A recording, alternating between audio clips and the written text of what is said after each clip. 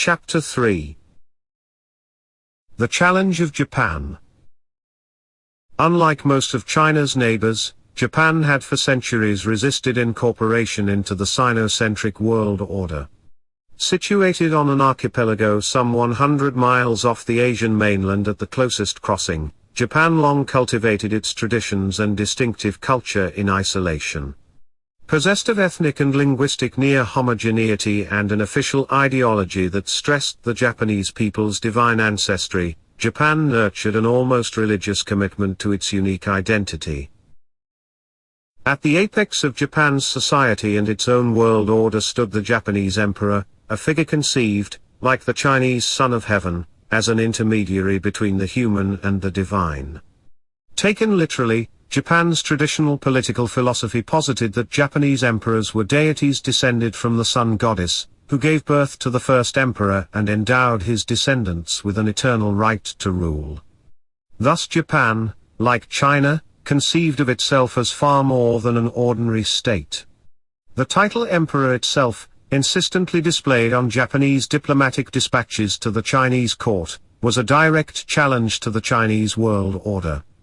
In China's cosmology, mankind had only one emperor, and his throne was in China. If Chinese exceptionalism represented the claims of a universal empire, Japanese exceptionalism sprang from the insecurities of an island nation borrowing heavily from its neighbor, but fearful of being dominated by it. The Chinese sense of uniqueness asserted that China was the one true civilization, and invited barbarians to the Middle Kingdom to come and be transformed. The Japanese attitude assumed a unique Japanese racial and cultural purity, and declined to extend its benefits or even explain itself to those born outside its sacred ancestral bonds. For long periods, Japan had withdrawn from foreign affairs almost entirely, as if even intermittent contacts with outsiders would compromise Japan's unique identity.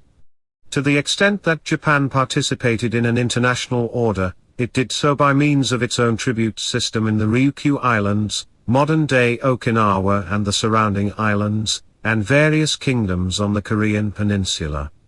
With a certain irony, Japan's leaders borrowed this most Chinese of institutions as a means of asserting their independence from China. Other Asian peoples accepted the protocol of the Chinese tribute system, labeling their trade as tribute to gain access to Chinese markets.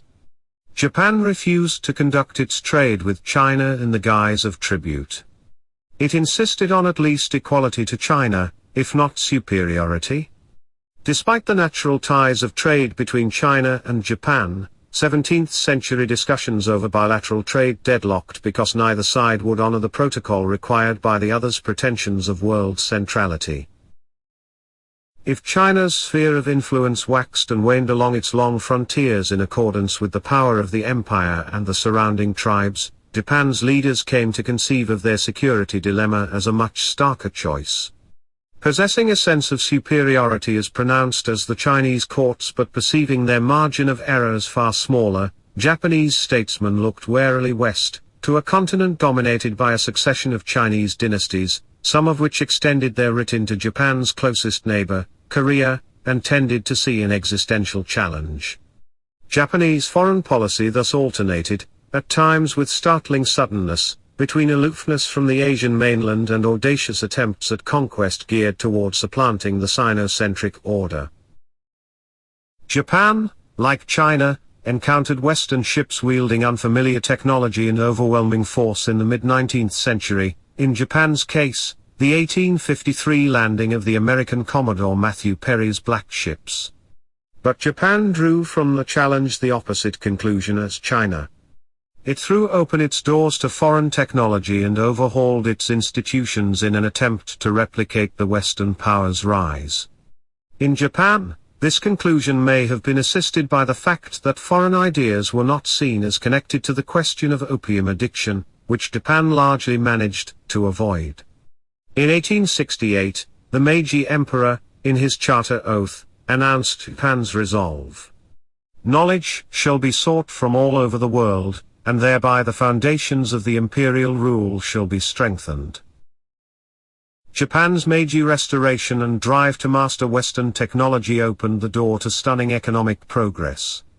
As Japan developed a modern economy and a formidable military apparatus, it began to insist on the prerogatives afforded the Western great powers.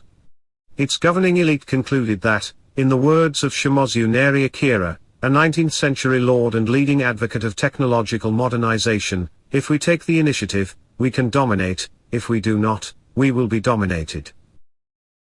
As early as 1863, Li Hengjiang concluded that Japan would become China's principal security threat.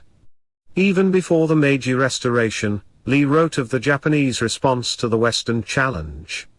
In 1874, after Japan seized on an incident between Taiwanese tribesmen and a shipwrecked Ryukyu Islands crew to mount a punitive expedition, he wrote of Japan: "Her power is daily expanding, and her ambition is not small. Therefore she dares to display her strength in eastern lands, despises China, and takes action by invading Taiwan. Although the various European powers are strong, they are still 70,000 li away from us, whereas Japan is as near as the courtyard or the threshold, and is prying into our emptiness and solitude. Undoubtedly, she will become China's permanent and great anxiety." Viewing the lumbering giant to its west with its increasingly hollow pretensions to world supremacy, the Japanese had begun to conceive of supplanting China as the predominant Asian power. The struggle between these competing claims came to a head in a country at the intersection of its larger neighbor's ambitions, Korea.